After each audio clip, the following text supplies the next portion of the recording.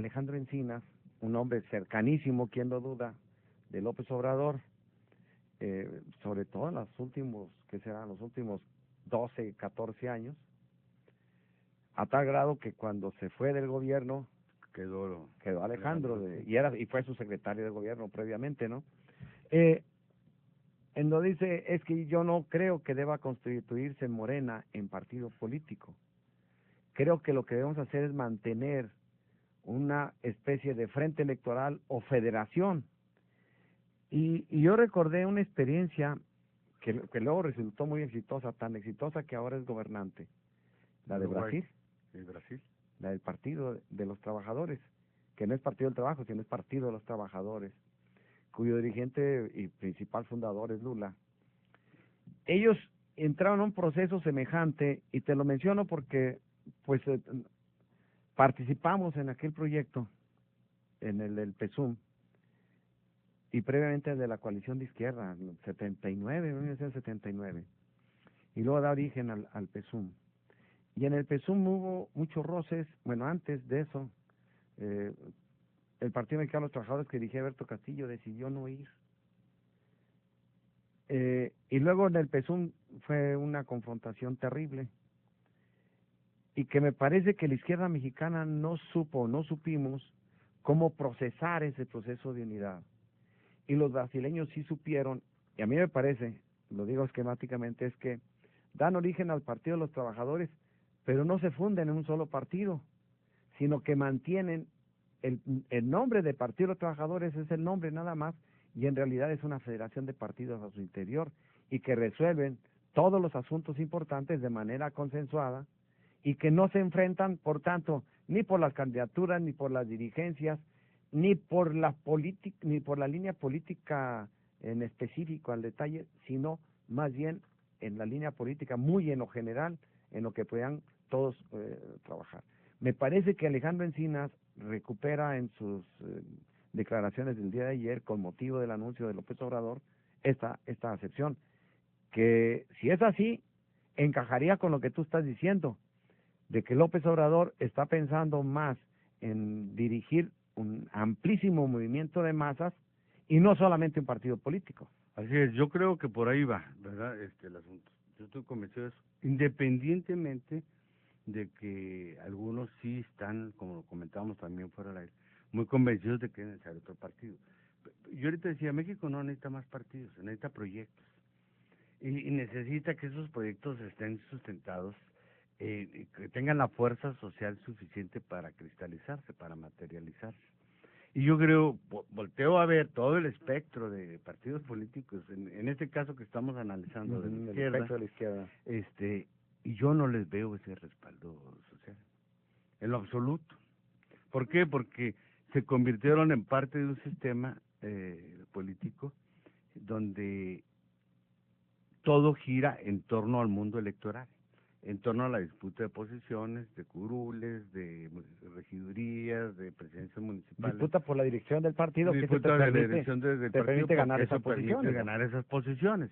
Y el PRD, que surge como un partido de transición, porque el PRD se planteó en sus orígenes impulsar la transición democrática.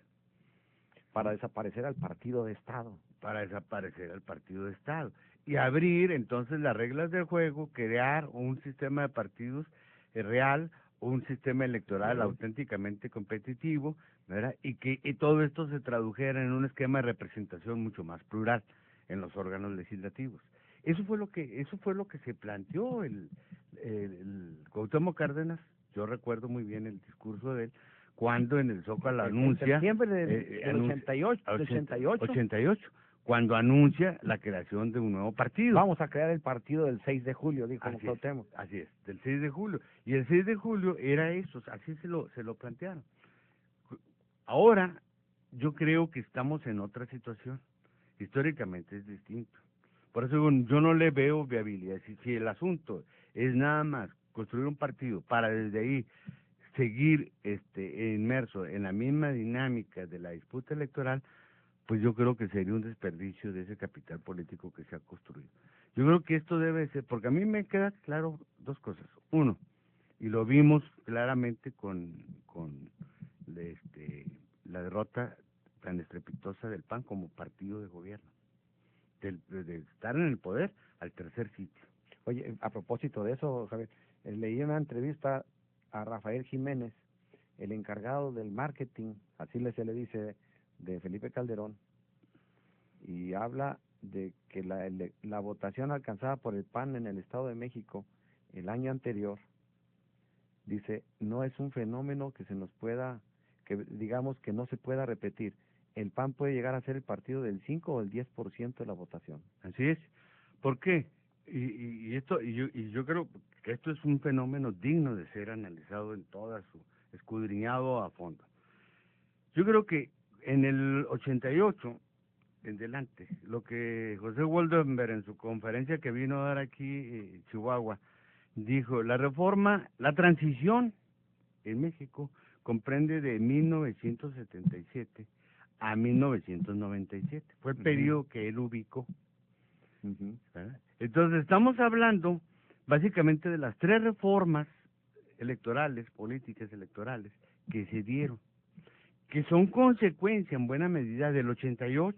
Así es. Y desde luego las luchas que aquí en Chihuahua, por ejemplo, en el 86 se dieron. Y, en fin, hay una insurgencia electoral. Y el objetivo que se plantearon todas las fuerzas políticas en aquel entonces, incluyendo algunos sectores del PRI y de PAN y de Vicente Fox, que fueron sensibles a eso, fue el de generar las condiciones desde el punto de vista normativo, desde el punto de vista legal, para oxigenar la competencia política en México. Entonces fue un proceso previo de liberalización política antes que de transición. Sí. Entonces, eso es lo que está documentado. ¿Cuál es la diferencia ahora?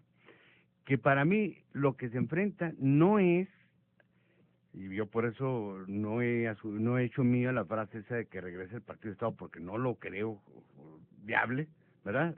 Algunos lo quisieran, pero no lo veo viable. Mucho. ¿Verdad?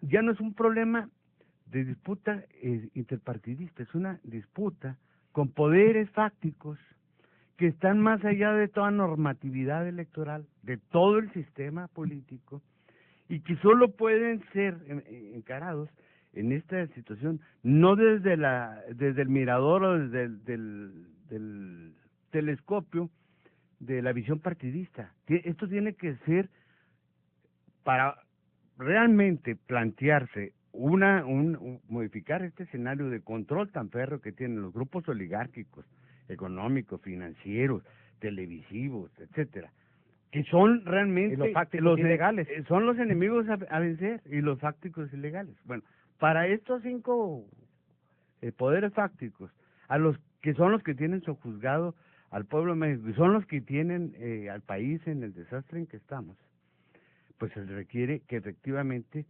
la lucha social sea transversal, que abarque a todos los sectores. Yo ya no lo veo como un problema de clases, lo veo como un problema de ciudadanos, de sobrevivencia, de nación, ¿me entiendes? Entonces, a mí por eso me llamó mucho la atención, y creo que esta conciencia se empieza a generar cuando veo empresarios de la talla de Romo, de Nuevo León, a un lado de Andrés Manuel López Obrador en los mítines, o veo al hijo de Cloutier a un lado de López Obrador. Y no los ves militando en el mismo partido. Y no los veo en el mismo partido. Como vi toda la integración del gabinete, algunas de las expresiones de la inteligencia mexicana más notables, ¿verdad? Ahí plasmadas en la propuesta de gabinete que hizo López Obrador, y que nada tienen que ver, así nomás compara esa propuesta de gabinete con los que propusieron ahora para el equipo de transición, por ejemplo, o con los que acompañaron a Felipe o a Felipe Calderón. A Felipe Calderón en todo el sexenio, nada que ver, en lo absoluto nada que ver. Si tú le escarbas y ves atrás de unos, hay toda una trayectoria intelectual, de autoridad moral, de respeto, de aporte a la ciencia, sea ciencia y tecnología, sea ciencias sociales, sea derecho, o sea, gente comprometida con su país. Gente que ha elaborado tesis, opiniones, concepciones a lo largo de muchos años, 3, 4 décadas por lo menos. Entonces, yo creo que si eso no se pierde, no se dilapida, si eso es lo que se pretende aglutinar en torno a Morena, porque de otra manera, ¿cómo se puede regenerar? Que el nombre lo dice, un país, una nación, ¿no? Pues con el concurso de toda la fuerza, más allá de visiones ideológicas, es casi construir una fuerza moral del cambio. Vamos a un corte comercial y mira.